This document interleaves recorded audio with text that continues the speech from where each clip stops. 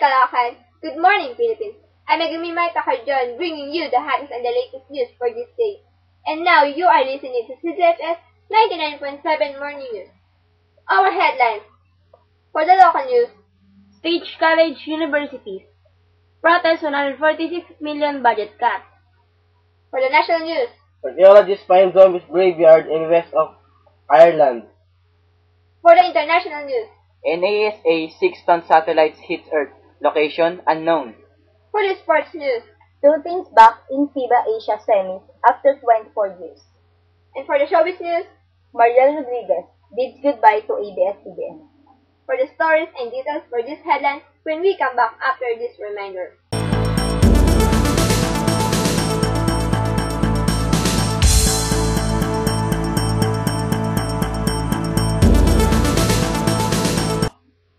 Oh, Angel, what's the problem?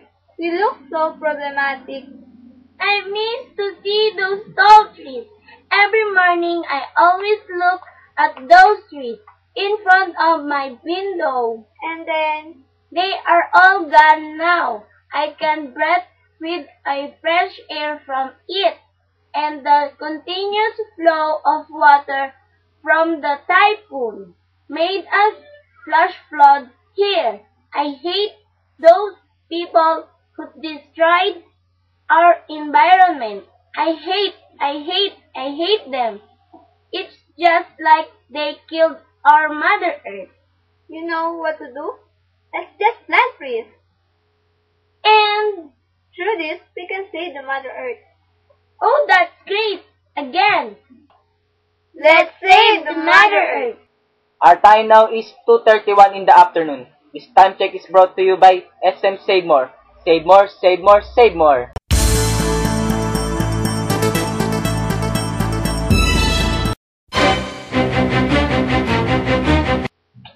Welcome back to CZFS Morning News. And now for the complete stories of our local news. Here is Angel Neves. Angel? thank you, Megs. A state colleges, universities protest 146 million budget cut. Students of state universities and colleges, led by the University of the Philippines, on Friday walked out of their classes and conducted protest action in Luzon and the Visayas against cuts in subsidies. University of the Philippines is a state university, and cutting its location can be considered abandonment. That is why we are staging a strike, said Mark Sambajon, spokesperson of the Language of Filipino Students in Tacloban City. In Baguio City, about 600 students and teachers of University of the Philippines, Baguio blocked the Moon traffic for 10 minutes by lying in the middle of Season Road. The protesters, representing almost 40% of the UP Baguio population, were led by 3 colleges, dance, and procession. And that's my report. Back to you, Meg. Thank you, Angel. Michael Angelo Makairing will give us the details of national news. Angelo? Thank you, Megumi. Archaeologists find zombies graveyard in west of Ireland. Archaeologists have unearthed a zombies graveyard in Corus Common dating from the 8th century. The gruesome discovery was made by a team from the Institute of Technology Sligo, which discovered the skeleton were interred with a large black face in their mouth to prevent them rising from the dead at the historic site overlooking Dufki, Corus Common.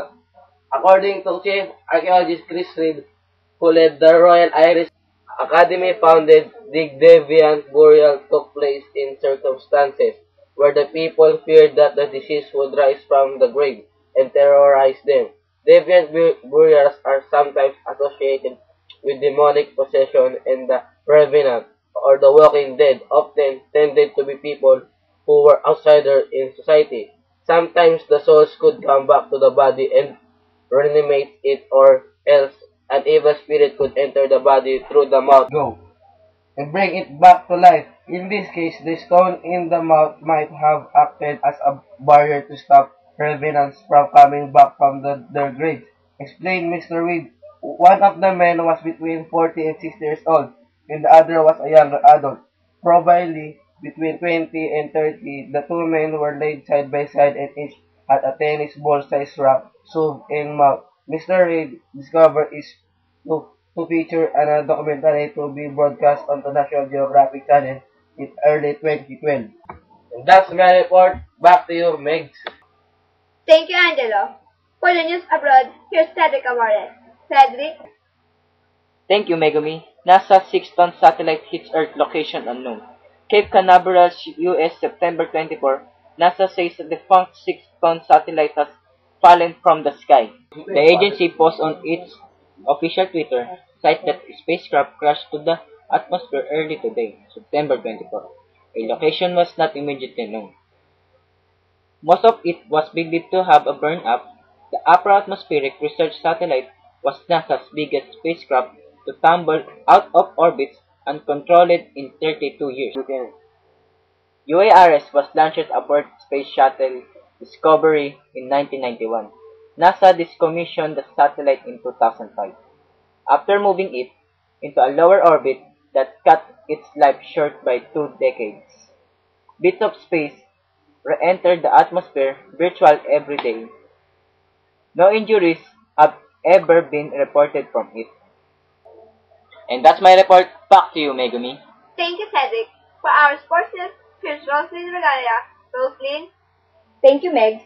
Philippines back in FIBA Asia semis after 24 years. For the first time in 2.5 decades, the Philippines marched to the semifinals of FIBA Asia. Smart Gilas Pilipinas dismantled Chinese Taipei 95-78 in a total team effort, spearheaded by Marcos Dalpi, Friday in the Continent Olympic qualifiers.